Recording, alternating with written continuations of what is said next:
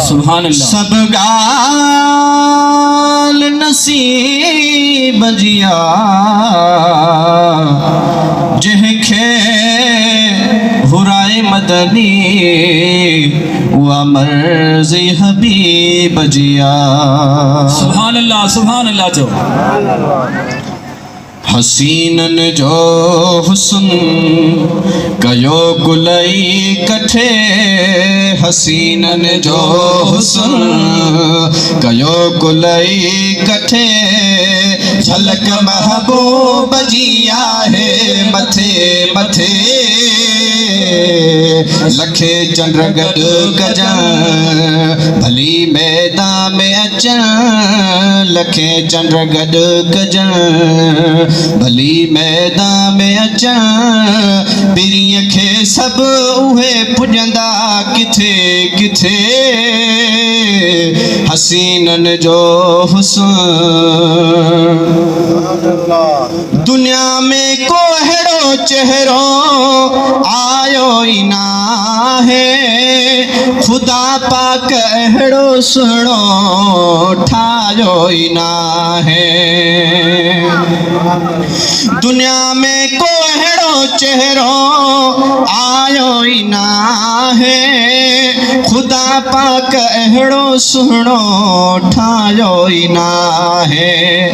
न ठाहींदो खुदा न चाहींदो खुदा, न ठाहींदो खुदा न चाहींदो खुदा, पुनल आयो असांजे आप खे पुखे, हसीनन जो हुस्न।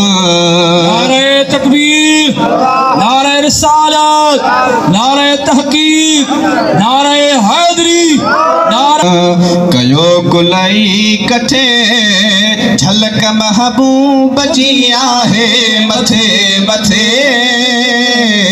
लखे चंद्र गड गजन भली मैदान में अचन, लखे चंद्र गड गजन भली मैदान में अचन, पिरीअ खे सभु उहे पुॼंदा किथे किथे, हसीनन जो हुस्न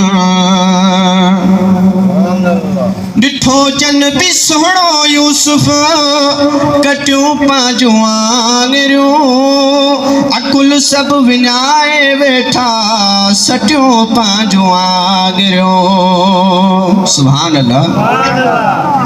ॾिठो जन बि सुहिणो यूसुफ, कटियूं पांजूं आङिरियूं, अकुल सभु विञाए वेठा सटियूं पांजूं आङिरियूं, पर ॾिठो जन मुस्तफ़ा घोरिया घर ऐं बचा, ॾिठो जन मुस्तफ़ा घोरिया घर ऐं बचा, बचल हुई जान सां ॾिनो कटे कटे,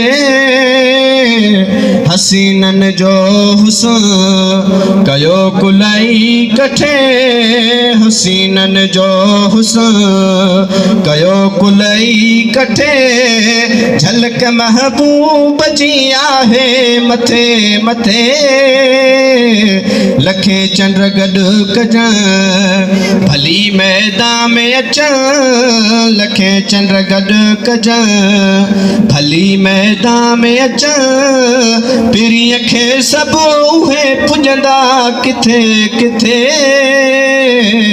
हसीनन जो हुस्न। सुभान अल्लाह।